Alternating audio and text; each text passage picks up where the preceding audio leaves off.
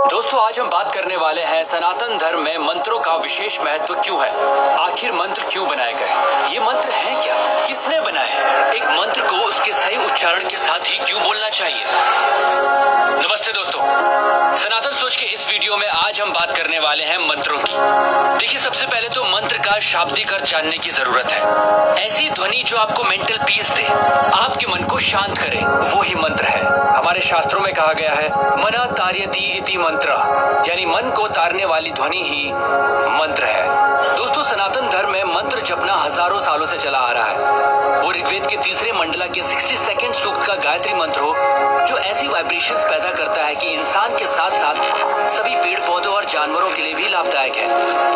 या ऋग्वेद के ही 7वें मंडला के 59 सूक्त का महामृत्युंजय मंत्र, जिसे मृत्यु को जीतने वाला मंत्र भी कहा जाता है।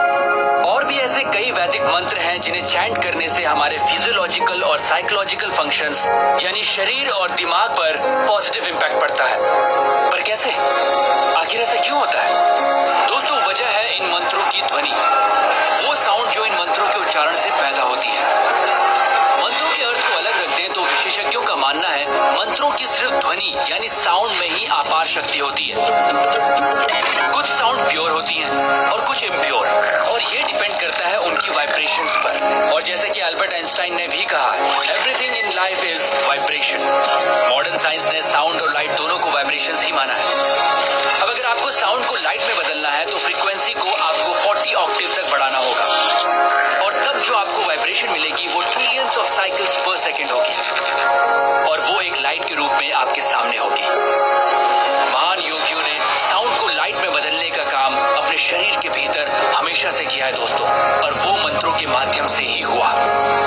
दोस्तों इस वीडियो के माध्यम से हम आपको ये नहीं बताना चाह रहे कि कौन सा मंत्र आप पर क्या प्रभाव डालता है, बल्कि हम मंत्रों की अद्भुत शक्ति के बारे में आपको बताना चाहते हैं। और इसे सिर्फ रिलीजियस चश्मों से नहीं, साइंटिफिक अप्रोच से देखना पड़ेगा।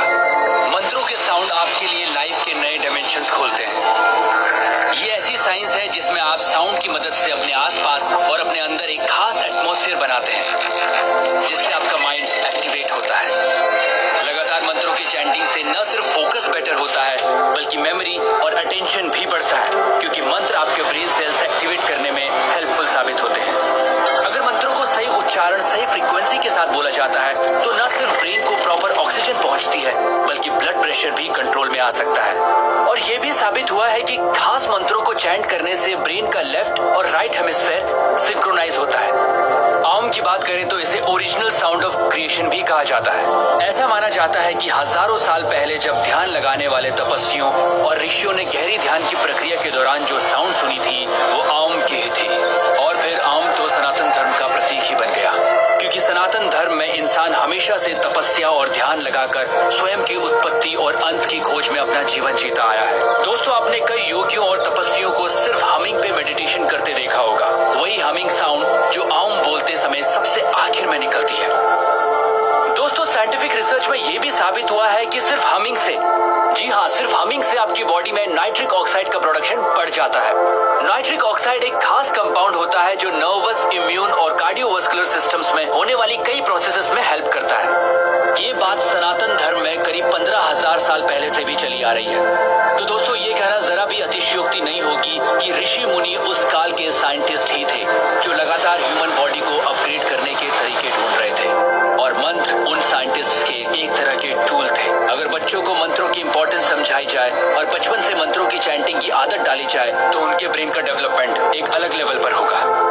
दोस्तों यही तो सनातन धर्म है, ऐसे तौर तरीके जिन्होंने इंसान का जीवन जीने का तरीका बदला। सनातन सोच के माध्यम से हम आपको वही